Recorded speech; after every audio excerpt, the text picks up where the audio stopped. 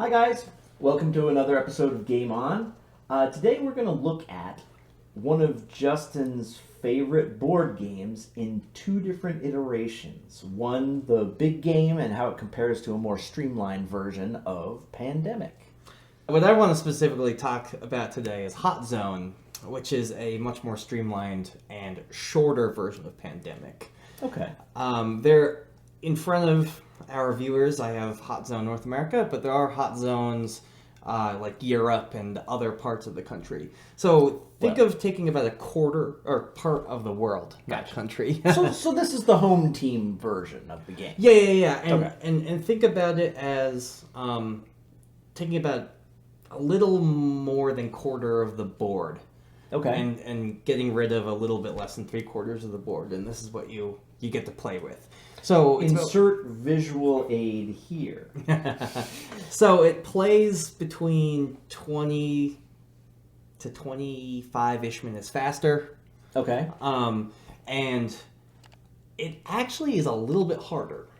And I've played both. I've beat both Pandemics on the hard mode, the extreme mode. But the way that Hot Zone works is, for those who are familiar with Pandemic, it deals less with outbreaks and more with events that can happen to cause the outbreaks to be worse. Okay. So standard Pandemic players will think that it's going to be easier because they're like, hey, there's not as much outbreak cards.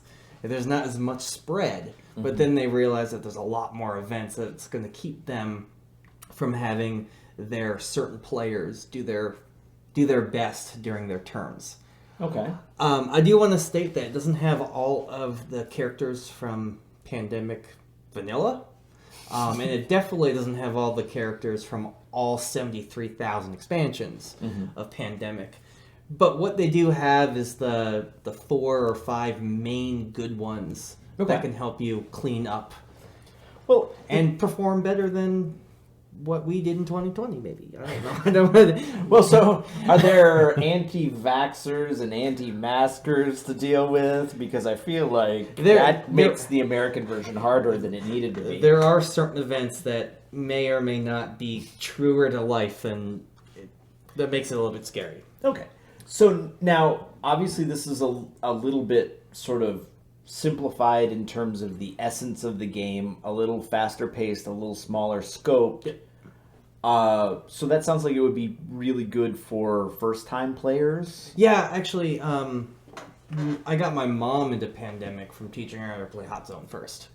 And once she you know my mom, she gets really overwhelmed by a lot of stuff in front of her. This was enough for her to understand how it played. Okay. Before she could get into the main game. So what I think is that this is actually a really good bridge game to get people from like standard Monopoly, the game of life, traditional board games, to getting into something a little bit more hardcore like I have in the back. Something like this is a great stepping stone.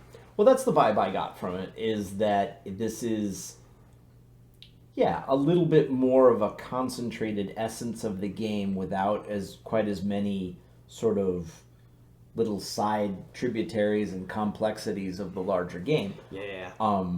So I mean, that's kind of what you want with a version like this, right? You want to give somebody the all of the good stuff that you can without the distractions and the confusing elements that a more experienced player. Now, how long do you think it would take to play? I mean, I know it's very hard with a board game. Yeah, they claim 30 minutes on the side. I've gotten one done 20 minutes. So I can play a couple games an hour. But you've played the big game enough times that you probably go faster than most people. Yeah. But think of the big game as doubling it. Okay. All right, so goes twice as quickly as the big game in exchange for having a smaller, more focused map. Yeah. And what's nice is that both of these games are one of those games that you can technically play solo. Interesting. If you wanted to play as more than one character. As if the subject matter wasn't bleak enough that you're just trying to save the world all on your own. It's pretty sad. You didn't do it? Oh no, I've done. You let us all down, Justin. You let us all down. Thank you guys super much for watching Game On, and I hope you like more board game talks like this. If you do like this kind of content, don't forget to like, comment, and subscribe. Indeed, and we'll be back with more commentary on more board games in episodes to follow. Yes. Thank you guys very much guys. for watching. And Remember to game on.